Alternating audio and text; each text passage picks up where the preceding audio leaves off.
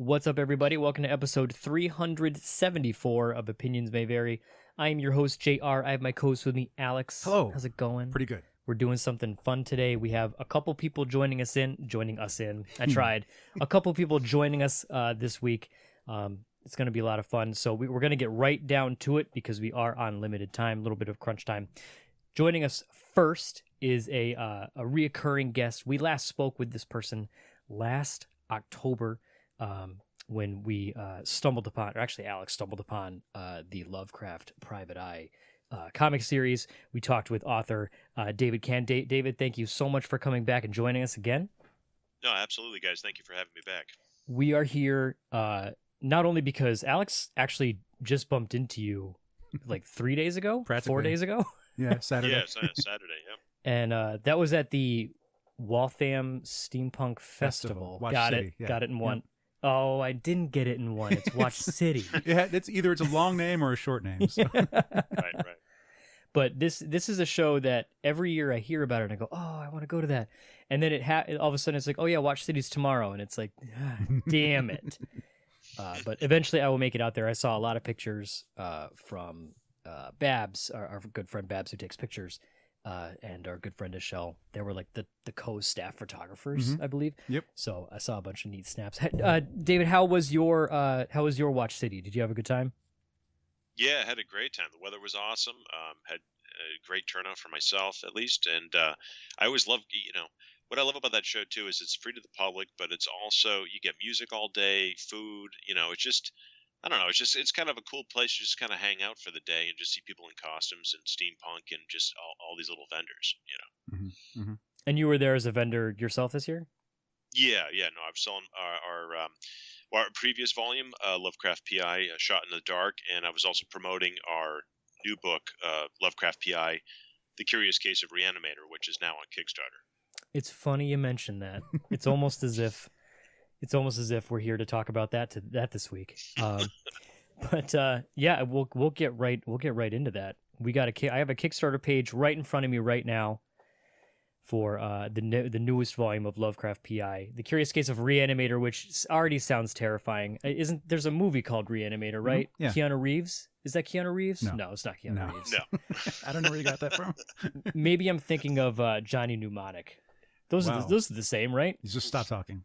I'm gonna let Alex take over while I retire from podcasting forever. I don't have much to add to that. Last time we spoke with DW, I had already bought volume 1, and in like the card in there said, next Kickstarter coming out soon. And in one of the things David had said was like, we want to make sure we have a lot of it in the bag, like already done, before we get to the point where we ask for money. And so that's why we're at now. And looking through everything, there's a great video for the intro. We got to check out a sample bunch of pages, and those look fantastic. The book looks gorgeous. And you definitely I didn't get to see the first Kickstarter because I just bought the book when I happened upon you at Waltham. So I bought the book there. And there's other items, but like you've really stepped up the extra perks and everything too. Thanks. Yeah, I mean it's one of those things where trial and error comes with it, but also just being on the road with the previous volume for the last couple of years, you really just start working with people like yourself to come up and whether it's suggestions or what they want to more stuff that they want to see perhaps. Mm-hmm. And just seeing also what just sells at shows and just seeing what may or may not sell on Kickstarter. And it's really, it's tough to say. I was talking to a buddy of mine last night who does, a Kickstarter a lot. He is also I'm working with him on a new volume of his book, Lords of the Cosmos. And he was saying, if you just put it up, the Kickstarter up tomorrow, would it be the exact same thing as you would today? So it's really hard to say, but I think one of the things that I try to strive for, at least with this campaign, is that between Jason and Dan Brereton and a few other guys that I really respect out there in the comic world, seeing them having successful Kickstarters is really helpful. And and anybody that wants to do it, I don't know what, depending on what category you want to go for. Mm-hmm. Just do your research. I mean, what we did the last time 4 years ago, we thought we had it kind of, in the bag. But the other problem too is we only had the first issue done, whereas this, I really, as you mentioned, Alex, I really wanted to make sure that we were close as humanly possible to wrapping up the book. Which we're on page 88 right now, and the book's probably going to be about 105 pages thereabouts. So, we're getting closer, and it's taken us about a year to get to this point. Mhm. But but it's also helpful too with coming up with the perks. It's one thing, trying to taking a stab in the dark when you're doing it at the very beginning, but then when you have all this wonderful artwork, it's it's at your disposal at this point of Yeah. what to show and what not. And the trick for me, and the hardest thing for me, is not giving you guys everything, because I'm not just, you guys saw the first 26 pages, and it just keeps going and going and going from there. So it's been hard for me not to show everything. It's just the problem. Uh-huh. That's got to help, because once, as you said, when the art starts coming to you and you'll flip through to review it, or like, well, here's the pictures of what I wrote. And then like, you might not expect something to be that amazing. You go, well, now that's got to be a thing. Right. Now we're going to have to pin up this, or we'll have a new coin, or like, I think in the sampler, like once Ward shows up, like there's his badge that he's flashing that you could also buy that I own. It's on my pin wall right now. I'm looking at it right now. Yeah, that's the thing too, is that I've always been a huge proponent of fandom myself, and I'm a collector of all sorts of stuff, between figures, figure kits, badges, pins. I obviously, as you mentioned my vest earlier before we were online. I've got probably over 100 pins on my vest that I wear at these shows, and it's just from years of doing this stuff, and to me, it's very interactive. It's very fun. I had a couple people come up to me in this show this past Saturday, saying that they use they have a Lovecraft badge as well, Mhm. but they do a Sherlock Holmes cosplay, and they use that badge. Mhm. So it's just, that's what I love about it, is the fact that it's it's transferable from different cosplay, different mashups, and so on and so forth, and it's that's what I love about the fandom too, is it's grown so much than it has been in the last 20, 30, 40, 50 years, that it's nice kind of delving into this and seeing what works and what doesn't, and seeing the stuff in the comic and then being able to kind of hold it. I think it's really kind of pretty awesome, because we used to do that as I'm 48, so we used to have the decoder rings and all that stuff, and that was really cool to get in the back of the magazine. And now it's like you could do that with everything. There's no stopping you at this point. Mhm. With all the manufacturing you can accomplish. I had a pair of the X-ray glasses from the back of the magazine. They never worked. I was convinced that I could see my bones. I can see my bones. Right. Mom, can you believe it? And she played along. My mother was a very patient woman. But it's like looking at these rewards. I'm like, wow, he really just did this for Alex. Because there's the coin, the what do you call the coins? What's the name for them that you call them? Challenge coins. Coins. That's it. Yep. Usually they're challenge coins, but that's not exactly what these what are. the original intent was. This isn't quite what it is now, so I just call them Right. collector coins. Right. But, for something, I was thinking like chase coins, and I'm like, these aren't action figures. There's coins, there's pins, like a multitude of pins. There's books, there's even shadow box, T-shirts, bags. It's an unbelievable amount of stuff. And I applaud you for being able to manage this. Well, what's crazy with the shadow box is there's this cat that I met at a show, over a year ago now, and that's what he does for a living. He's at these cons, Mike Mash there, and he does this stuff by hand. And it just blew me away, because you go to his booth and he's just got hundreds of these done, and he just sits there and he just does it all by hand. I'm like, man, how do you not go crazy? And he loves it. And so when we got talking, I was just like, yeah, I would love to be able to see these covers in like a 3D shadow box. How often do you see stuff like that? Yeah. So and so again, when we're talking shows or cons, it's like I had those things on my table so people can see them, Mhm. but they never really went anywhere. So it's like, but for Kickstarter, we've already been selling them. So that's what's kind of nice about it. It's like, you don't know what's going to work, but you'll have a little bit of something for everybody. And that's one of the things I wanted to have, like the micro busts. Mhm. I wanted to do like figure busts that were, $20, and they're 5.5 inches tall, but you get a nice little bust of Ward and the deep one, on a pedestal, and you can hand paint it. Doesn't take much. You don't need an airbrush and a whole other, kid and caboodle. You can just sit there and enjoy it on a rainy day. So it's, I definitely wanted to make it something for a collector's dream, just anything that they wanted to get. And even then, those still tie into the book, because Correct. there was like a small monolith within the first 10 pages. Correct. And the mini busts are basically on that same kind of monolith, like this, elder god worshipping totem almost. Which, well, look at you tying it all in together. Well, it's funny too, because we were just those Black Heart Productions is the company that I'm working with on licensing those right now, and we had just actually just started working on these about a month and a half ago, and they came to me and they were like, "Well, what do we want to do for the pedestal?" I was like, "Oh, Jesus, I don't even know." And we're trying to think of something that was fairly easy for mold making and all, and I'm like, "Well, the heck, I mean, the monolith's right there at the beginning of the book, so it's like, I mean, to me, that just it kind of lends itself for any of the Lovecraft case files I do anyways, because of since everything is cosmic and evolves into the Lovecraft world, so it just makes sense for it. And like you said, is you open up the page and boom, page 1, page 2, there you go. So and all those symbols do mean something. They're not just there for a reason. I mean, they do all coordinate with Lovecraft's creations. Story wise, first, that's where I was gonna go. That was my next thing. The first book we went to Innsmouth. Was that correct? I believe. Yes, correct. And we dealt with some deep ones, as you do in Innsmouth. It happens. And this time we're going to investigate Dr. Herbert West. Not Keanu Reeves. Different franchise. Fun fact. Yeah. And John Wick is not in this book. Damn it. Dr. Herbert Wick. That'd be terrifying. But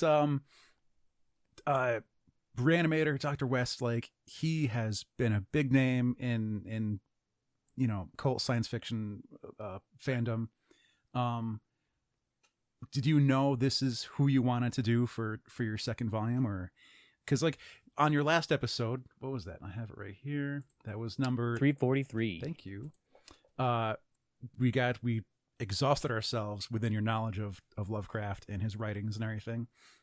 It was very informative. And so what made you choose to deal with him for West? For West, well, he was my first introduction to Lovecraft when I was a wee little lad, seeing Stuart Gordon's movie on ReAnimator on HBO for the first time in the 80s, and that just blew my mind. Being in high school and seeing that, it was just like, what the hell, And I was into Poe a lot back then, and then that introduced me to Lovecraft, and I started reading him a little bit back then, which I picked up more in college and over the years, and seeing all the movies. And then reading, getting into Call of Cthulhu and some of Lovecraft's other stuff, I was trying to, in thinking of the next book, it's like, well, both those cats are what everybody knows about H.P. Lovecraft to a degree. I mean, you have all these, you have Innsmouth and some of the other stories, but I feel that those are the two top tier. Like, even if you don't know H.P. Lovecraft, and you mention ReAnimator or Herbert West or Cthulhu or anything like that, or even see these cats, you understand, like, oh, I like that, or I've seen that somewhere, and so on and so forth. So it's been embedded in our pop culture, at least my pop culture, since I was a kid. So not to mention, the 100 years of fandom that he's got anyways behind him. So I figured, why not? And when I started reading Call of Cthulhu again, I was like, well, there's no way in hell I'd be able to put this in one book. Not that I would do it justice for myself or for fans. So I figured, well, if I break it up into stories, into each sections, and have some of the characters kind of as a smattering about, but then, why not have Herbert in there? I mean, we've always seen Herbert just raise the dead, and nothing against that, and that's cool, and we've seen that, but we've seen that in multiple movies. We've seen him kind of put stuff together, in different comics and so on and so forth. So I was thinking, well, since the idea for me with Lovecraft P.I. is to always go back to the original source material that HP does, and so rereading the ReAnimator and seeing what he does with reptilian DNA and so on and so forth, I was like, well, we haven't really examined that, that I feel in a lot of this stuff. So I wanted to make it so that what happens if Herbert West wants to raise Cthulhu? It's like what would happen? Why would he want to do it? Who's he working with? What's causing this? And then I was trying to think of like, how the heck do I start this? And I love the Legrasse story, the Inspector Legrasse story in Call of Cthulhu, because you don't get a lot, but you do get a lot of great little bits. Hmm. And I was like, you get the giant bats, you get this like, nefarious little cult in the Black Swamp of Louisiana. You get these cops that just kind of come upon it. So, and then they detain all these guys, and they talk to this cat Castro, who's, spinning all these yarns about, priests and Lang and this, that, and the other thing. And you're like, well, wait a second, this is kind of dope, So, and then I figured, well, I love the Gigi Angel character that's in it. Unfortunately, he's snuffed out in the first.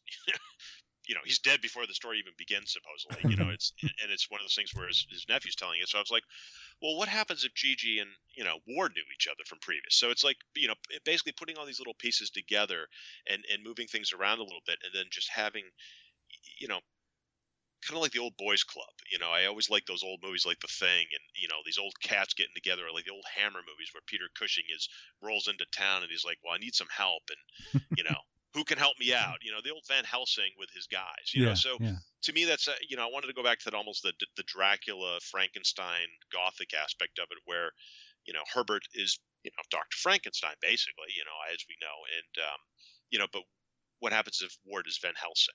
Let's see how that play off those archetypes, and and figuring out what the heck they're doing with Cthulhu. So that's kind of how and honestly, the story didn't necessarily start 100% in that direction. It was basically just originally just Herbert West reanimating the dead at an old like Louisiana plantation. He was renting people out, Mm-hmm. which was just a whole other thing I was going for. And then a friend of mine had done, actually Jason Lennox, who had one of the stretch goals we just released. He was like, hey, I got this idea about a U-boat, kind of coming up on Cthulhu. And I'm like, at Arlington. And I was like, oh man, that sounds awesome. And I was like, well, wait a minute, how can I make this work in my story? So I basically just, after a year of working on that one, I just scrapped it and started over, and then went really ahead and full bore with taking that one image and just going backwards and going, okay, how could I start this? How can I get to here? Mm-hmm. Obviously it won't be in this book, but how can I get to here in like maybe 2 books? And where would it start from? And so that's kind of how it all began. And so there's 2 more books that will come after this. The next one is the Wilcox Experiment, which is obviously about, Wilcox and Call of Cthulhu and so on and so forth. And then the next one is 20,000 Fathoms to Arlier, which is my take on, obviously 20,000 Leagues Under the Sea. Uh-huh. So that's when everybody kind of comes together and they now got to confront the big guy, So. What confuses me sometimes, because I am a bad horror nerd, and I'm not super familiar with ReAnimator, but what the impression that I get is that the character and his story is almost timeless. Yes. Like it could take place now, it could take place in the 80s, it could take place in the 60s. And right. And even though he was written in what, the 30s, was it? Well, he was written in the ReAnimator was written, Jesus, now you're catch. So I think it was the early 1920s. Yeah. If I had to guess. Yeah. And it's like somehow his character has like lasted, because I see a version of Herbert West in was in Hack Slash from I think they were Dynamite at the time. Oh, okay. But there was like a good 2 issues where Hack Slash crossed over to ReAnimator, but they didn't get the full licensing for it, so only like 1 issue came out. Right. And the other one was supposed to get returned, and it's really tough to find. But like he existed today. And right. And it's interesting how like he can be inserted in so many places. Oh yeah, 100%. It's actually 1922, so we were in there. Pretty much nailed it. Yeah. Yeah. I mean, for me, it's one of those things. What's great about that story, with that H.P. wrote, is that there's so many. I know people. There's always been a lot of back and forth with, if it's a good story or not with him. Mm-hmm. Again, it's like Call of Cthulhu. There's a lot of great stuff in there. Whether you think it's an overall great story, that's your opinion or not. But the fact that there's so much detail in there with that character, to me, just lends itself throughout, because you're dealing with something that's. I mean, just the other day I was reading in the news about this Chinese scientist who had created genetically altered humans. Mm-hmm. To I guess because the father had been HIV positive, so he was trying to manipulate the embryos Yeah. to not have that, and to like you said, that's happening now. And we're talking about something that H.P. Lovecraft was coming up with back in the 20s. So that's to me what's kind of fascinating. It's timeless, and Herbert's timeless, and we're always with science is always evolutionary in that way. But for me, the thing that you guys will all find out in this new book is the fact that, yes, it's a bit of a spoiler, but Herbert and Ward know each other. Yeah. And they've known each other for a long time, and they grew up together. So it's, to me, it's the angels with dirty faces. It's that, the good guy goes one way and the bad guy goes the other way. And how do they meet up again? Mm-hmm. This is kind of that moment where we see that. And to me, when we get into that aspect of the comic, man, I want to, my ultimate goal is to see this stuff live. I would love to see this as a live action movie, and just to see, like, you all and I know what Herbert West is capable of, and what Lovecraft's characters are capable of in Sherlock Holmes and Moriarty and so on and so forth. But for Lovecraft fans, we haven't really had that Moriarty and Sherlock Holmes moment. Mm-hmm. So for me personally, I would love to see Ward Lovecraft going toe to toe with Herbert West and being like, all right, guys, this is what they had in the past. They were friends. They were doctors together. They had risen the dead together. They had split their ways, and now they're back trying to deal with this whole Cthulhu issue. And I don't know. I mean, it's just something that it's like, it's just like the coolest thing in the world. It's like, why the heck hasn't somebody done this? And I think it'd be just a fun thing to see. Since I think we as Lovecraft fans have been kind of robbed of that, and especially with Herbert West, is that I feel he's been kind of neutered in a little bit. I mean, there's because you see there's plenty of stories and stuff like that out there with him, but there's always kind of the same thing, right? And it's like, that's why I really wanted to go with, wait, he's creating, because in my book he's got a genetically altered heavy named Helprin, who's a giant lizard guy with a Tommy gun and smokes a cigar. It's just like, he created him in a lab. He's like, I just need a sidekick that's going to help me kick ass. Yeah. Miss Copetrix, who you see in the first 26 pages you guys saw, the Snake Woman, she's my Bride of Frankenstein. She's the character that's, very much has a relationship with West, is also his assistant, so, stuff like that I love playing with those archetypes, and I feel that, he's a perfect vessel to have all that stuff explored with. Right. I felt conflicted with those first 26 pages because, how so? Well, this would take place after Volume 1. Is that correct? No, this is actually 1932. So this is before Volume 1. Okay. So that means if Ward isn't surprised by seeing fishmen then, it's because he's probably seeing the Frogman and the Bat People now. Because he shows up and he's like, oh, you were seeing things in the swamp. And he's like, no, I wasn't. And I'm like, Ward, come on. You believe there's animal people? And then Ms. Copetrix shows up and, like, no one's shocked by her. Right. It's a giant snake woman. Great. Obviously. This is fine. Well, at this point, Ward has been, he's been a Miskatonic for a detective for about 15 years. Mm-hmm. So he's well versed in this. And our world that we're trying to build, I know with the last book, In Innsmouth, it's, it's obviously we're dealing with one little town in Massachusetts, and with this, yes, it's funny because you're not the first person to mention this to me. But it's the world I'm trying to create is something that these things do exist in. So it's not like us just sitting here and all of a sudden, right. Cthulhu shows me like, holy crap, this ain't good. It's like they get it, but not everybody gets it. So LaGrasse, he's a little shaken obviously at the beginning because he's telling his little story, and then, but Ward is like, yeah, I've kind of seen this stuff, and even him and Angel make reference to the fact that they understand what the calling is because they've had to witness it. Back in 28. And that was one of the things I wanted to make sure too, is that they had obviously had witnessed a calling, not that they had seen Cthulhu, but they kind of get that the people are acting, mad and crazy during something that's going on, and they don't quite understand. That was tough trying to, since it is 1932, it's like, okay, what's the mentality of a 1932 to 1928, and trying to make that work since, we don't have Google or anything like that back then. Oh, sorry, go ahead. No, go ahead. will this all be taking place in current time, or will we be getting like flashbacks to the point where if Ward and Herbert know each other, do we get to see where they know each other from, or do we get to see into the 1928 incident that you mentioned, or is it just referenced? At this point, I mean, with the book, my illustrator would kill me if I extended this thing another 10 pages. But if I, for me, at least the comic, we allude to it all. I mean, there is portions where we do see Ward and West, and we do see a little bit of West's previous. Mm-hmm. But for right now, with the story itself, it's something that's, we're streamlining it across. I've written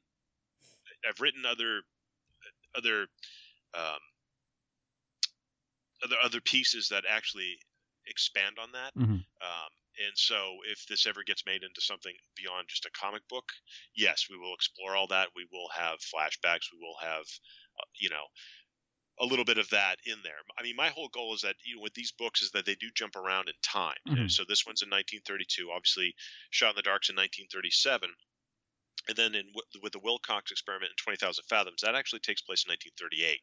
So we jump ahead 4 years from, by the time that when the story ends to when we pick it up again. And with Lovecraft P.I, I treat it very much like, like the Indiana Jones franchise, I guess, where they jump across back and forth in time. The character's always, the main character always maintains who he is, Mm-hmm. and just people kind of come in and out of his life, and instances happen around him, as they do chronologically with historical accuracy as best I can. So. And my idiotic head slapping last time, where I go, "Oh right, they're case files." that's why they're files basically from different times. Right. Yeah. Exactly. I mean, so I mean, my goal eventually is to do. I've got 10 stories that are outlined, that I will eventually get to. And so I do want to go back to, Ward and West when they're in World War One together, for instance. Mm-hmm. And it's like, how the hell they get into World War One, So, there's a whole backstory that I have between those two characters from when they grew up and had met each other in grade school to, where they are now. So to me, it would be great to see all that stuff. It's just, with a comic, I always try to streamline it as best I can and try to put those little tidbits in there to, to move the story along, but also, at least give us some insight, some tangents. So, in the future, you'd be like, oh, okay, that's in this book. Okay. Right. And that's in that book. And, but I always try to keep it consistent so that it'll all tie in eventually. Is my point. I dig the new coin. I dig the cult pin. I like the idea of the constellation map. Thank you. And now I'm kind of disappointed that I missed out on the dog tags, because it looks like you only had 3 of those to offer, and that's sold out now too. Yeah, those sold out, I think, the first day. Shouldn't have waited. Yeah. No, and again, it's funny that it's like I couldn't sell those to save my life at a show, but it's but it's one of those things that I sold one. I'm sorry, but I found that was a guy I found who makes authentic World War I dog tags, Mm-hmm. and I found him on the internet, and I was like, oh, this is awesome. So, we'll definitely do some more of those again. And what is that? Because they come in one of the shadow boxes, right? Yeah, I made a shadow box that comes with a. It's basically. It's the picture of H.P. Lovecraft, but we use him as our character Ward, as a doppelganger. Okay. So it's our character Ward, and it's his overseas military ID from World War One. So everything is authentic in that aspect of it, where it's the actual piece. Yeah. And it's like aged paper. It's got the stamps on it and everything. It looks good. Right. Yeah. We're talking about a Miskatonic stamp on it and everything. Yeah. We're talking about a perk that's not available right now. Well, as long as it gets people to go there and take a look. Yeah. And think about what they want to pick up next. Now, you mentioned there's going to be more books potentially in the future. Do you see yourself kickstarting those books as well? Or, is crowdfunding something that's been good to you? So why if it ain't broke, don't fix it, or would there be another method?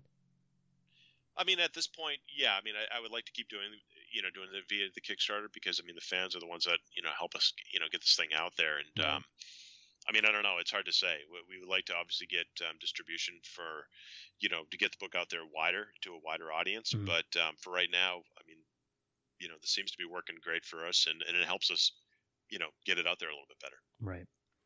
Possibly to a group of people that don't, necessarily wouldn't, buy this type of book, Mhm. but they see it on Kickstarter and they're like, oh, okay, we'll check this thing out. I didn't check before. It's a lot of clicking. I had an idea just now. I'm reviewing the pledges again.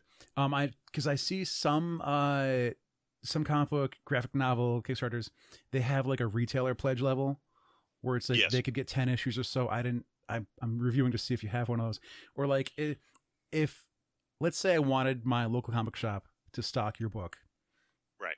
would there be a way for them to contact you? Like, are you through Diamond, or would they just have to go directly to your site? They can contact me directly through either the Kickstarter messaging Mhm. or my website. And yeah, no, that's not a problem. Actually, I spoke with a comic book, one of the comic book owners the other day, who was at the Watch City show, Mhm. and he was like, "Yeah, as soon as the Kickstarter's over, let me know." And he goes, he's going to buy a bulk bunch. So, I mean, it's funny because the previous campaign we did do that, Mhm. but I never had any comic book stores that bought any. I mean, I had some people that bought them for themselves Uh-huh. that did like the retail version, but because I think I was selling like 4 or 5 at a time, Mhm.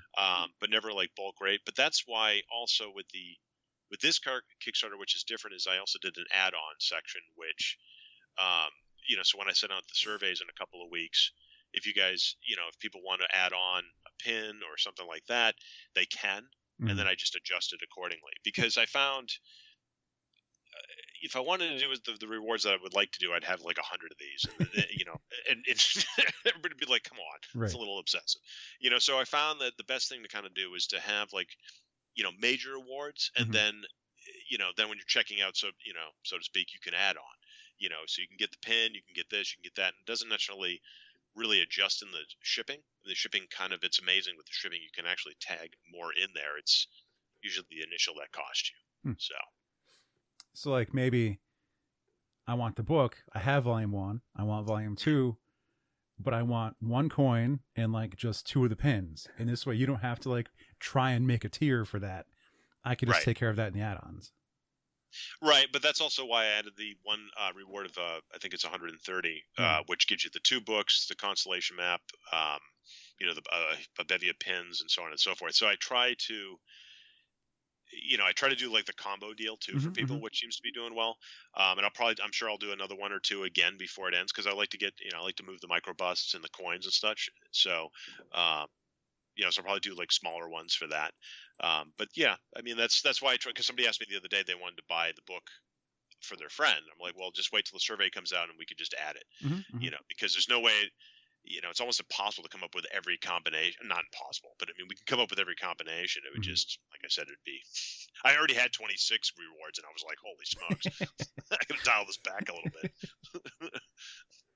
We had briefly touched on it a couple minutes ago, but I wanted to make sure that people are able to find you and your work. Obviously, there's the Kickstarter going on right now. If you search Lovecraft P.I. or Curious Case of ReAnimator, or even Dark Side Films. yes, or DW Kann, Kann, you'll be able to find it. Where else? We mentioned the website. Where can people go to find your work? Are you going to be doing any shows coming up? Where can people find you and your stuff? Yeah, so right now, just Kickstarter's a good spot. You just type in Lovecraft P.I. and you'll come upon us pretty quickly. Lovecraftpi.com, darksidemedia.us, and then I'll be appearing. The next show I have is in August, the Terrificon, which is in Connecticut at the Mohegan Sun, and that's August 9th to the 11th is when I'm. We plan on being at that one. Yeah, we'll be there. Oh yeah. Oh, you are? Seriously? Yeah. Oh, no kid. Yeah, no, I'm definitely going to be there. That's my goal anyways. Excellent. Yeah, so I've got a table and everything all ready to go. So yeah, I've never been, and I'd like to check it out. I like Mohegan Sun, and and the artists and everybody that looks like they're going to be there. Looks like a pretty dope show. Mhm. It's a good comic show. We Yeah. went for the first time last year. Our friend Kyle had some extra table space, so we graciously accepted. And it was really nice for comics and comic creators, and it was a good Comic Con. Yeah. You know what I mean? Yeah. It's kind of Nice. But I described it to a friend of ours who may plan on going. I don't recall. This was, I think Rich was considering it. he was thinking about it, yeah. And they do get like a pile of celebrities, but they're not the main draw. And even Right, so, right. they're in the back of the room. Yeah. So you got to walk past all the comics to get to them, which Right. is pretty good advertisement Yeah. for all the people that actually Well, make the thing. Yeah, and that's how I mean. I used to go when I was living in L.A. Back in the '90s. We had the at the Shriners. They would always put on shows every single weekend, and every weekend it was the same thing where you get, you get a monochrome of stars, you know, B and whatever C or whatever it was, and then you get all the comic guys in the front, So you would have to definitely walk through all that, and then you get the nice little thing in the back where everybody's talking and hanging out and doing panels and stuff, and it's like. That was great because everybody felt like a little bit of a community together as opposed to the bombastic stuff that happens now at some of these bigger shows, which you kind of feel lost and just part of the herd, Yep. Because sometimes there's a section where you could sneak in, get your celebs, and just sneak back out. Yep. You're like, right. now everybody's like, you got to stay in line, you can't get out of the line, you got to do this, you got to do that. Yeah. It's just like holy smoke, and is it worth it? So. I'm looking for that show. I hear it's very old school, so that's what I like about it. It is, yeah. I before we end, I would like to compliment the art. It looks Thank you. very nice. I really like. It was the first thing I noticed. I was like, this looks really good. Thank you. And it's even like brought up within the first 28 pages is how our people characters have expressions. You can tell what they're thinking. And they were referencing these horrid cultists that were there. And like when I flipped the page or, scroll the page, like their eyes stood out at me because they had the same crazed eyes. They were able to draw crazy eyes. And then it gets referenced later on. I was like, I saw it too. And the people are talking about it, like they have a weight to them. Their eyes are heavy. They're tired. They don't like what they saw. Right. It's like not only does the action look cool, the expressions look cool. And, that's very important in drawing a guy in tights punching another guy in tights. It's like, well, give me some people that are expressing things. So Right. Thank you so much. I appreciate it. Yeah, Daniel and I have been working together for 4 years now, and he had been drawing my series at Berserkers, which we've got 6 out of 8 books done of that at the moment. And then he did the 3rd issue of Shot in the Dark. Mm-hmm. And so when we decided to do this, I had a particular palette I wanted to go for. I wanted the old school, like the Rescuers Disney movies from the, and the 101 Dalmatians, that kind of old vibe, of Mm-hmm. That's how I saw Cartoon Swamp as a kid. So I was like, well, yeah, that works with my Cartoon Swamp. So, so when he was doing his stuff, I tell you, man, this cat's amazing. I mean, he takes what I send him, and he lives in Argentina, so we have a bit of our communication can sometimes be tricky. Yeah. And but I every time he sends me stuff, it's like I wish I could change things, but I can't. I mean, it just looks so beautiful. I mean, he sent me pages today, which I'm going to look at after we hang up. These new inks that are coming in, and because he sketches and inks for me, and then Damien is our colorist, and Joel does our lettering for us, and but Daniel's stuff, man, it's just I don't know how he interprets what I send him because I sometimes I send him very vague, descriptions or very, very flowery language, and he goes through it and he nails it, and it just comes back, and it's just like Christmas every day for me. That's the only thing I could say, man. It's just like I swear to God, it's like every time I get something, I could have the crappiest day in the world. I get home, I open up my computer, I see an email from him. Dude, I have the biggest smile on my face, and it's like nothing else matters anymore. It's like this is awesome, and that's the way every panel seems to me, and that's why it's like this book is so exciting for me because it's taken us about a year to get it done, and it's been consistently good. I mean, there's nothing that we want to go back and change at this point, and we just want to make it better and better. And the stuff that we're getting, the end is, we're looking forward to the end. It's gonna be pretty dope. Awesome. That is excellent to hear. Psyched to see that the book is looks like this volume will pass the funding goal, but that doesn't mean that you shouldn't back it. There's still plenty of time. As of once this is uploaded, you're probably gonna have just under 2 weeks to get your money in if this is something that you're interested in checking out. or keep an eye out at your local show if you're in the area. If you're in our area, keep an eye out for the for David and his work. I also get updates, and I like seeing the posts on your Instagram too. That keeps me up to date. Awesome, thank you. Yeah, I try to keep up on that as much as I can. Could you remind me what was that Dark Side Media as well? Or is that Lovecraft? I've got two. I've got Darkside _media, and then I've got Lovecraft _PI. Yes, follow those. Excellent. Go check it out. Go follow it. Go back it. Go do all the good stuff. David, this was a lot of fun. Thank you so much for coming on again. Hopefully we'll be able to see you in a couple months in August. That would be absolutely, guys. Thank you. That'll be rad. Awesome. Best of luck. Hope the rest of the Kickstarter goes smoothly. And this was great. Thanks again for coming on. Absolutely. Thank you guys so much. All right. And now joining us once again, because just one time a couple weeks ago wasn't enough. Joining us again is Ellie Hillis. Ellie, thank you so much for coming back. Yeah, thank you for having me. We are going to have a continuation of what was a great time. Last time we talked, we had chatted about Because Comics. There is no, is the word hyperbole? There's no exaggeration when I say that last time we talked with you was the fastest I've ever had an episode go by. I even, at one point I looked down thinking we probably got 45 minutes left, and we were 45 minutes in. It was oh God, I still have so much. There's so much to talk about. There's so much to say. So we figured, and Ellie was kind enough to come back and rejoin us so we could kind of put a pin in the rest of it, because even wrapping up the episode, we found there's even more that we want to talk about. So now we're doing that now in this quick little abridged version. So let's get right back into it. Last time we were talking about Because Comics. We're talking the crazy shit that happens, and when you try to explain it, it's that way because it's just because comics, man. That's what it is. Wacky kind of shit that maybe was inappropriate, just in kind of nuts. How did that get published? Things like that. So we're going to continue in this conversation. Alex, you mentioned you had one that you There was a run during Uncanny X-Men. I want to check the year. Around 2003, 2002, 2004. I really dug some of the stuff between Juggernaut joined the team. He made good friends with Sammy the Fish Boy. Warren Worthington was back to being Angel. I mean, he switches around a few times.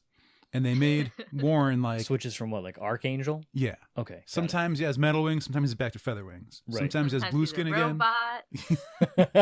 He gets his blue skin back. He's back to pink skin. Who knows? And in this run, let's see, it was Austin, right? Chuck Austin. Oh no, I think I know exactly what you're going to talk about. I don't know. It's because what gets me, I'm handing Jared the pile. Yep. I couldn't find the exact scene I wanted, so I got out 4 of the trades. It's volume 1, 2, 3, 4 of that run. And they were making Warren out to be really angelic. They gave him this, what you would almost see as armor from I can't name the video game right now, but they were really hyping up he's an angel kind of person. He looked like Pit. yeah. Nintendo. He had the cloth that goes over his groin to the ground. Right. And so there was some weird stuff between him and Husk and Stacy X or X Stacy. What you looking at? Oh. And the thing that got me was they realized his blood has healing properties. And that's kind of weird. And for the first time ever, at one point, the team gets really beat up, the X-Men team, and they just tap into Warren and have his blood transfusing into the rest of the team until they get better. And it's not he heals himself super well like Wolverine. But I couldn't find the exact scene. At some point, he shows up to a hospital, a regular hospital. And he wants to help heal people in the hospital. And the doctor's there what? This is insane. And they're no, it works. Watch. And he cuts himself and bleeds on somebody, and they just heal up. Gross. That's Yeah. not against Yeah. any like hospital health issues. And the doctor's like, all right, let's get a tube going. And Give me all this blood. and I'm like, what? And someone thankfully brings up in the issue is like, aren't we worried about stuff like AIDS? And someone, I don't remember if it was Warren Worthington or someone else who on the X-Men team just goes, oh, mutants can't get AIDS. It's like, how do we know? I remember that happening, and it's the most like bizarre, out of place, tone deaf moment. Oh, mutants don't get AIDS. Right. What? Has there been a scientific study? Like, is McCoy on this right now? Are we sure? It was weird. And part of me was thinking, like, can the doctors just say okay to this? Because Warren Worthington... He's gonna let it slide. Yeah, I mean... Life-saving blood. We've got kids to heal, I guess. And Warren Worthington III is he's just another conveniently rich millionaire playboy person, like a Tony Stark or like a Bruce Wayne. But every time you throw the word playboy in there, it means he's a slut, right? How are we sure he doesn't have AIDS? Wow. How are we sure he doesn't have any STDs? Because throughout the history of comics, he's shown with a bunch of scantily clad not mutants or sometimes mutants, women specifically, and then just go, yeah, man, give me that blood. We'll heal some people. That is crazy. Well, and also in that same run, like he and Husk literally have like airborne sex right in front of her mom. Airborne? Oh, were they flying? Yeah, That's they can right. fly. That's right. They're working, and also Husk's mom is there. Obviously. It's not great. Also, in during that run, was she of age yet? Because she was a She was teenager. 19 years old, Okay. and he was like, I don't know, 30-something probably. Who knows anymore? Great. Yeah. It was real good stuff, and by good I mean terrible, but I have it all collected. It's, Jared just flipped through a few issues. Yep. And as I was like, when I was going through this, I was like, how do we know he's not just full of disease? And I thought like, well, McCoy and them run tests on the team all the time. It's part of the physical to you gotta take. They must, right? Yeah, because like in way back animated series, Beast ran Jubilee's blood and is like, you got to eat more green vegetables. Classic. Your blood tells me this. But like, yeah, I felt that was a bad idea. Like, it was good in theory, but because comics, we're gonna give everybody this dude's blood. Just give him the blood. Because he's an angel. And he can't get AIDS. He can't. This was also the same run that, as I mentioned, had Sam of the Fish Boy, which was some of my favorite comics. Apparently, blood type has no, it just his blood type can go into anyone. Look, if you're an angel, your blood is just infinite. It's infinite blood with no Even type. though he's not really an angel, he's just a mutant that calls himself angel. No disease, no diseases. No, specifically AIDS. Apparently, even though I think there's more than one bloodborne disease. But hey, what there do I certainly know? is. And I think I couldn't find the exact panel or the pages that I was looking for. I do believe there was one person who dissented, and that was like the father of a person in the hospital who didn't want his kid getting any filthy mutie blood. Of course. Yep. That was the concern. Yep. Those filthy muties, not like, oh, this just might be more disease on my kids. Well, to him. Yeah, sometimes the X-Men work is a very good analogy for people who are disenfranchised until it doesn't. And that is a really great example of when it just flat out does not work. Mm-hmm. Mm-hmm. Yeah. So that's my Because Comics. Ellie, did you have any other Because Comics kind of a continuation from last time? Definitely one that comes to mind. So in the 1970s, Lois Lane had a solo series for a while, and they were basically like one-off standalone issues that had her like doing wacky hijinks, and Superman had to save her. But in one of them, she gets transformed into a black woman for a day. Oh. Like the issue is called Black for a Day. Wow. And it's in the 1970s, and I think in the way that comics are often very political, it was trying to like be progressive and show the plights of the civil rights movement. But unfortunately, it just fell very flat. And as a Black woman, she just sort of was like, Superman, I know I'm Black, but I can handle this. And it's just a lot of introspection. It was trying something, and I guess I appreciate that. But the execution was not so great, because she went into a magical machine and turned Black, and then at the end of the day, she went back into the magical machine, and she was white. But like, what's really interesting is in the 90s, Punisher gets his face cut up in a fight, and a doctor in prison has to repair it, and the doctor makes him Black. And then like 3 issues later, he gets in a fight, and like the blackface is gone, and suddenly he's white Punisher again. It's just gone. The fights. Except this time, instead of like attempting to reference like the civil rights movement or like the cultural significance of race, they're just like, I don't know, he's Black now.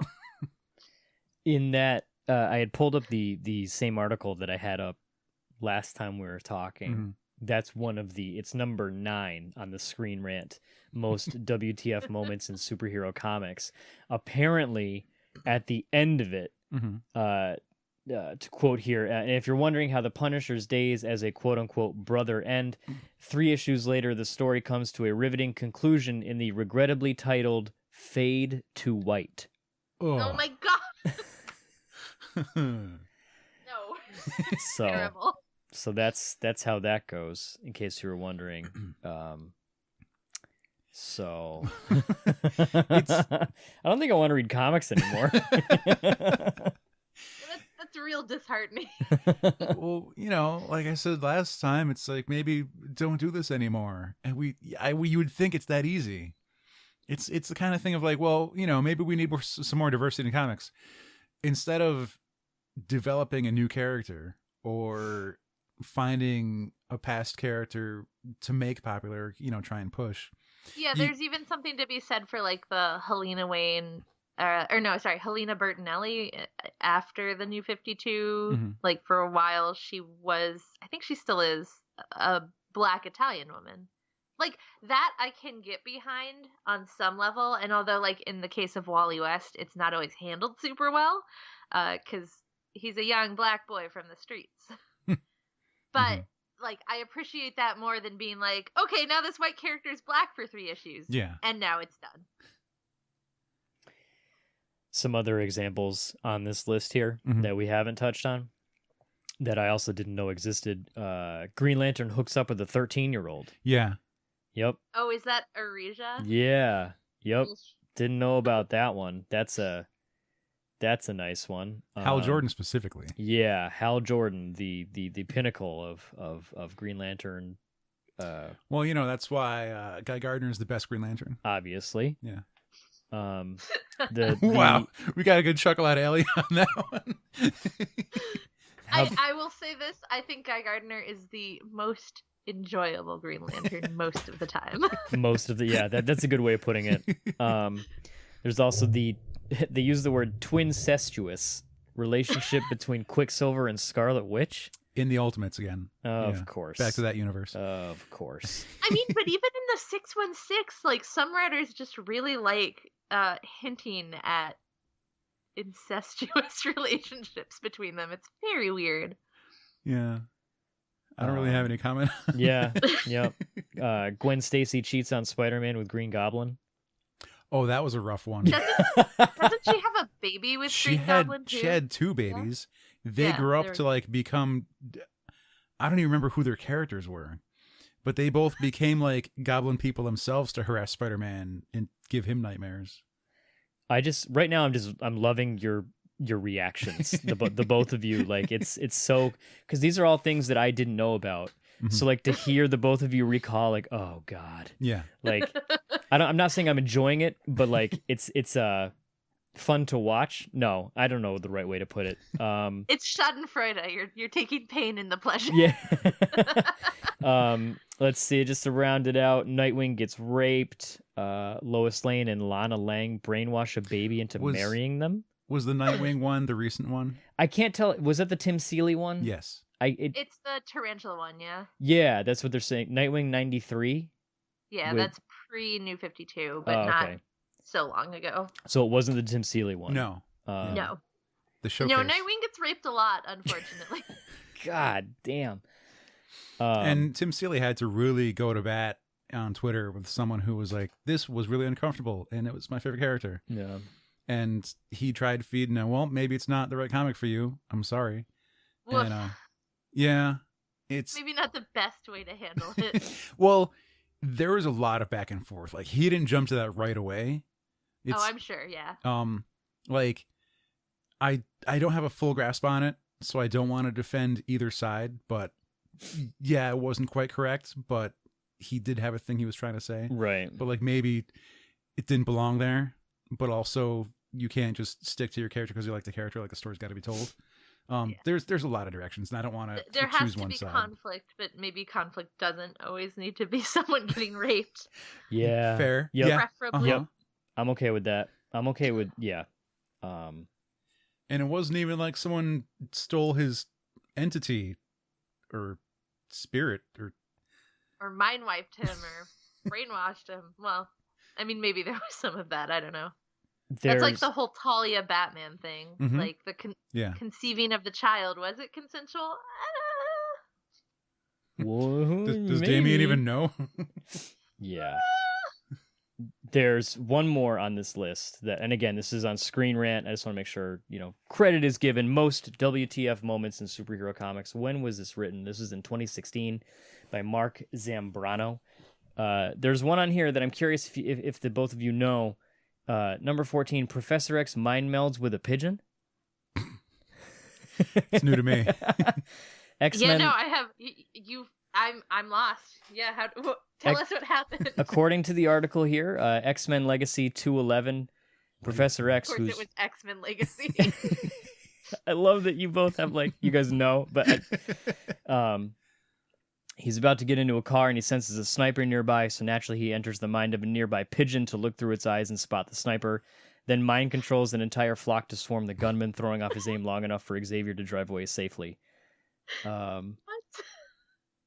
Demonstrated by the fact that Xavier admits he should be ashamed of what he's doing and probably could come up with better tactics. He might be one of the few superheroes who can talk to wildlife, but he sure finds lame ways to use that awesome ability. Guess not everyone is as cool as Squirrel Girl.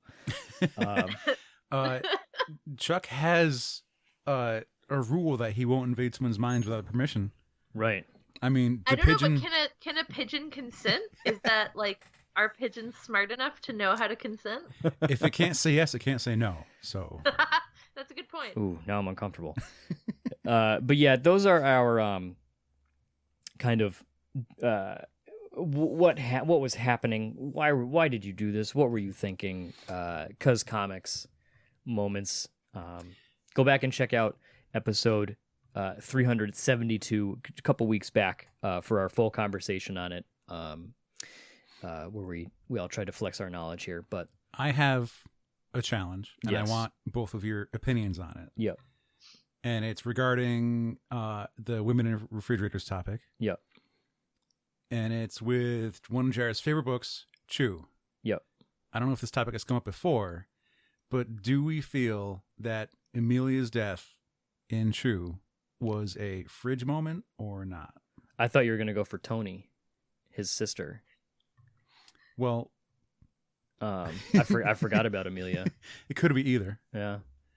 I was aiming for Amelia more because she was a love interest Right. versus the sibling. Fridging is tough because I think a lot of people want to use the phrase fridging just as a catch-all for any time a female character is killed in a storyline.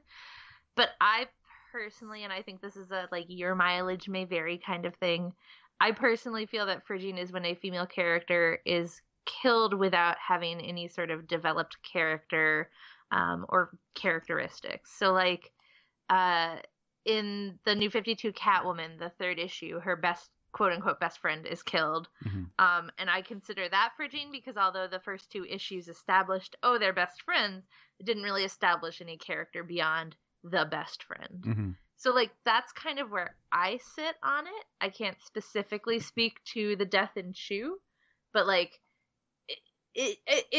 it's a weird, like, there's a lot of finesse to interpretation, in my opinion, of fridging. I don't think it's something like if someone died in Game of Thrones and it was someone who had been in 7 seasons and then got killed, that's not fridging as long as they've been established as a character.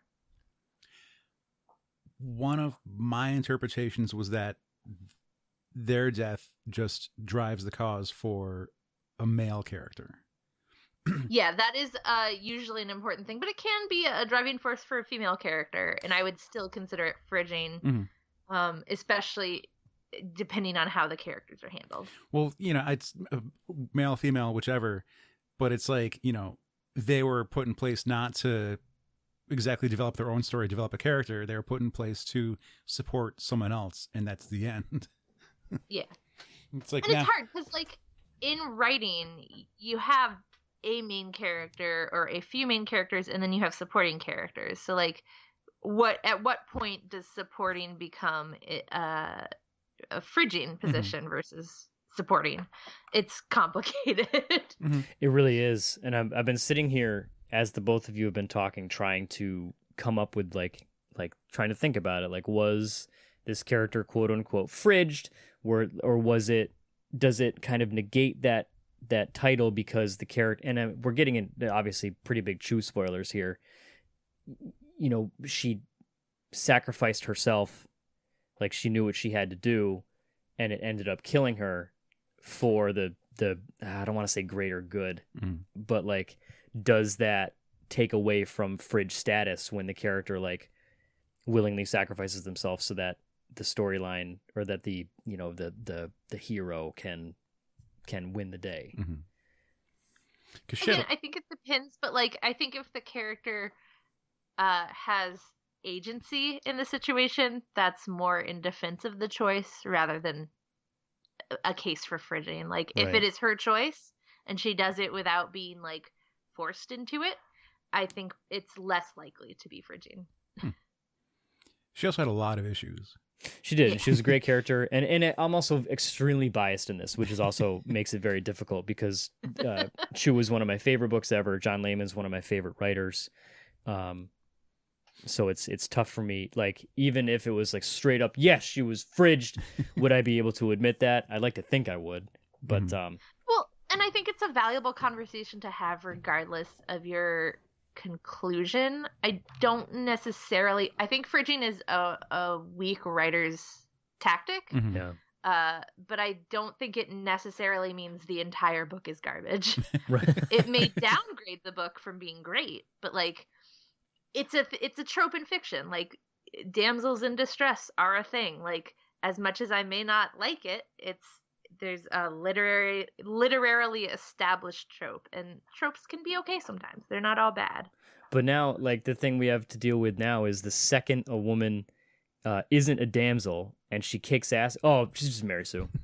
Yeah, like, right? Even though she's trained for 7 seasons, nope, she's still a Mary Sue. Right? Like, that's the big, and now we're getting into Game of Thrones spoilers, but like, without going too deep into it, like, come on. Like, she's spent the entire series for this one moment, and like, she kicks it, like, oh no, she's just another Mary Sue, just like Ray. Yeah. I mean, I anytime someone wants to do the Mary Sue dialogue with me, I have 2 things. I will either say Batman is a Mary Sue, or I will just straight up walk away, because like, no point in engaging in that. It's not worth having that conversation. Would you say Batman is probably like the he is the Gary Sue? Yeah. I think he's straight up a Mary Sue. The Mary Sue thing is silly, and like, I get why people want a definition for male characters, but I think it's irrelevant, because what it is it's just an author self-insert. Like, everyone who writes Batman is like, this is me if I were Batman. Oh man, that's so good. Okay. So comic talk, though, fun. I want it, before we have a couple minutes here. Last time you were on, you had briefly mentioned at the very end that you also designed games with Density Media. Yeah.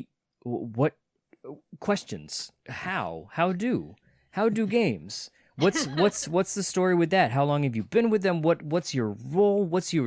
obviously game designer, but like what goes into this? Because we love playing games. Alex and I have actually toyed with an idea for about 30 seconds about a game. So this stuff is all very intriguing to me. So what do you do with density? Absolutely. Well, I started out, I have done some sort of freelance stuff with Spectrum Games, which is a publisher that does like genre emulation. So I worked on Capes, Cowls, and Villains Foul. That's their superhero genre emulation title. And I also helped on RetroStar, which is their like 1970s sci-fi genre emulation. So think like Star Wars, but also like the Bionic Woman, like that era kind of science fiction. So with that, I mainly did like creative support where I would work with the lead designer, Barack Blackburn, and we'd like spitball ideas about mechanics and like how things should function and what things should be included. For Capes Cowls, I also designed some villains in their like villain supplement book, so that was a lot of fun. Since then, Barack and I have kind of teamed up to be the like co-editors and creators of Density Media. So Density Media started as a zine back in the 80s, I think, that was about Crispin Glover. And Barack made that with his friend back in the day. So now we're kind of taking it to create, taking the name Density Media to create zine games, which are like bite-sized tabletop role-playing games that are less than 50 pages, usually pocket-sized volumes, super easy to grok, super easy to play with like interesting, creative, dynamic mechanics. So Barack tends to do most of the mechanical stuff, and I tend to do more of the writing, the play testing side of things, the making sure like the layman can understand what you're trying to get across stuff, editing, and kind of just coming up with the creative ideas. So one of our really interesting games that we have is Preppy Punk. It is Low Tech High Life, which is like a spin off of oh my god, I totally had a brain fart. It's a spin off of another game that's like Tech Punk, and now I'm forgetting the name, but they were High Tech Low Life.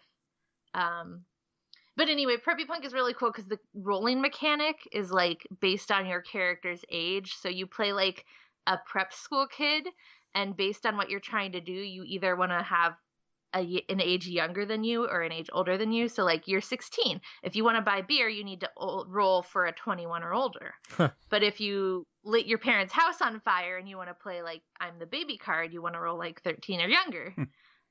So the way the mechanics work, you like add or subtract dice from the roll or from your original age.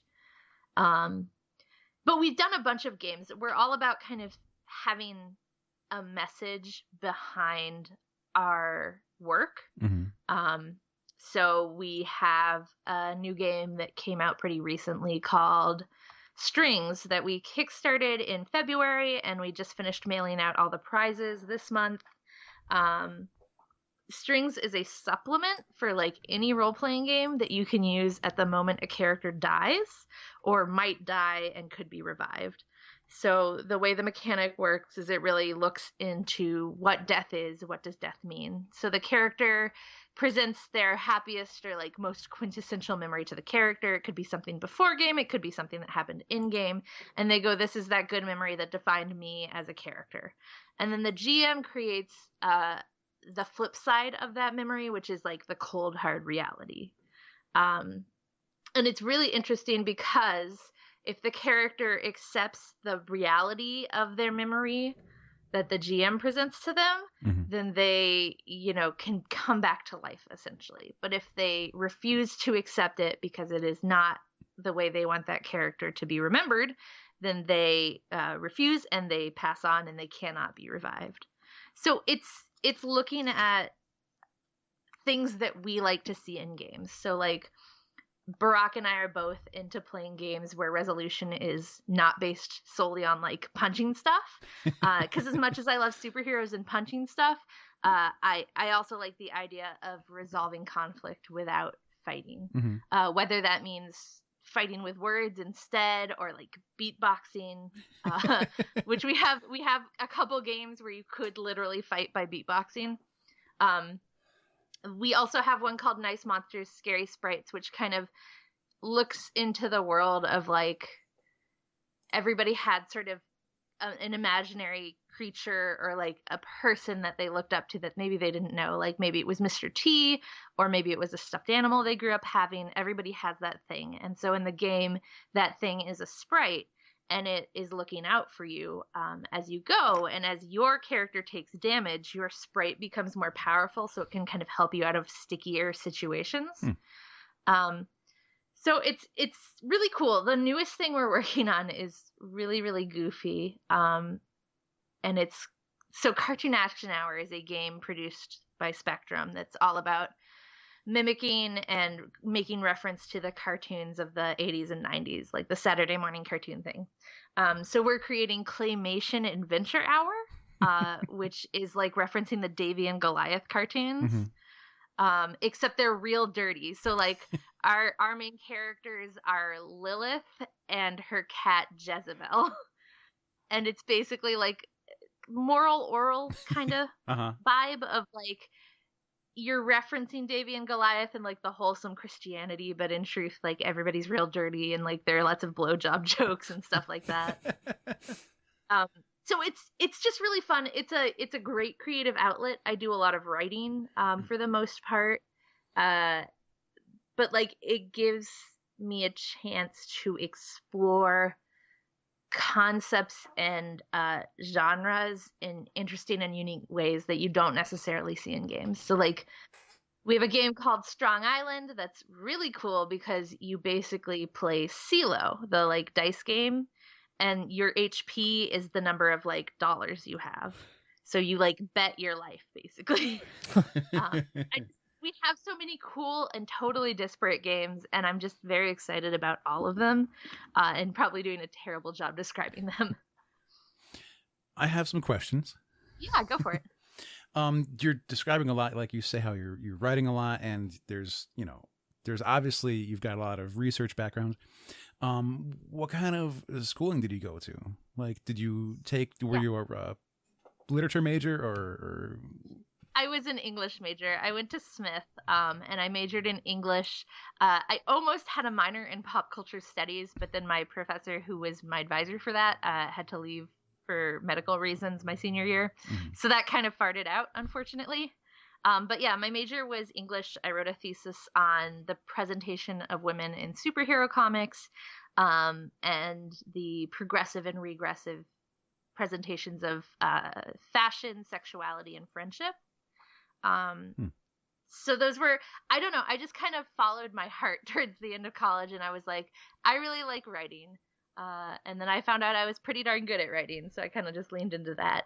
But professionally, I actually work at a news station doing research for the sales department. So that's my research side of things. And then on the side, I write for fun. Was it difficult, like, finding a niche to get into that you enjoy, and like between, because a lot of people have a problem of like, I think I want to do the thing, I have some training to do the thing, but like that final step of actually doing it and getting there, like, do you have any advice for how you got that, or for other people to get there? So for me, I really have to give it to my co-editor Brock. He's the one who kind of puts together the designs for everything we do and gets them printed and sent out. And like our games, you can purchase them through Indie Press Revolution, IPR, which is really awesome. Because like I never thought we would be able to do that, but he's been able to make a lot of that movement. For me, the most difficult thing is really sitting down and writing. And I obviously have a lot of like comic scripts that are untouched for months, and then I'll jump into them and finish them and then do nothing with them. But the essence of it, and the thing that all of my creative friends who have published say, is basically just do it. Like the Shia LaBeouf meme, just do it. Because like the hardest thing to do is put yourself out there. Mm-hmm. But if you can build either a really supportive group of creators, or if you can push yourself to put yourself out there, like those are the things that are going to make you move beyond the theoretical. Is there a comic title that you would want to work on? Like, is there a dream gig, or is it something? Would you lean toward an established character, or would you have a creator-owned something? So, I mean, obviously, my heart lies with the established characters. I grew up reading Marvel comics. Generation X was something my older brother collected that I like ferociously ripped into when I was like 10 years old. So when I was like 13, I was like, when am I going to be a mutant? When is it going to happen? Take me away. I was a very imaginative kid. But yeah, so I would love to write a Marvel character. I would love to write Power Girl at DC. I'd love to write Kitty Pryde or She-Hulk. But like realistically, it's really hard to get into those gigs. And I know you have to establish yourself first. Mm-hmm. Most people I know who have become writers for the big two, or even just like significant figures, they started out doing like self-publishing, doing web comics, things like that. So I have a couple concepts. They're mostly like female driven. I like to focus on all ages titles, actually, because this is like one of the best times to be an all ages reader, especially like a little girl. Because there's so many good titles coming out, and all of those are very cool and influential. Stuff like Princeless and Lumberjanes and Giant Days, which is not quite all ages, but young reader friendly, I would say. But there are titles out there that are so cool and have such diverse representation of female characters and younger female characters. And I just want to like be involved in the continuation of that sort of movement in the comics world. Ellie, thank you so much for coming on again. This was just enlightening and educational and just a lot of fun. This was great, and we really appreciate you coming back, doing a kind of like a follow up, because we had so much to talk about the first time. We only ran 20 minutes over the first time, but this is a lot of fun. Be sure to go to elliehillis.com, check out Density Media. That's zinegames.com, zine.games. Go there. Or sorry, zine.games, not .com. Yes. Go and check it out. See all the stuff, and read some comics and play some games, and I don't know what else. If you come across any comics that you think are wacky, wild, strange ideas, what are they doing? Oh, right, it's Because Comics. Let us know what it is. Yeah, hit us up. Comment on We our... want to hear your Because Comics stories. Yeah. Let us know. We'll look into it. Maybe we'll do it again sometime. We might use your recommendation and be like, that is crazy. I don't want to explain this Because Comics. Yeah. Yep. All right. That is going to end this part of our episode. So again, Ellie, thank you so much for coming on. This was great. Thank you so much. It's been a total pleasure. Awesome. Hopefully we'll be able to talk with you soon. Maybe in the future, who knows? We'll see. But this is great. Thanks again. Yeah, thank you. And with that is going to do it for this week's episode. Big thank you to David and Ellie both for coming on and chatting with us and giving us their valuable time. But that's going to do it. We're a little over, so I'm just going to end it here nice and quick. So until next time, I've been JR. I'm Alex. And this has been episode 374 of Opinions May Vary.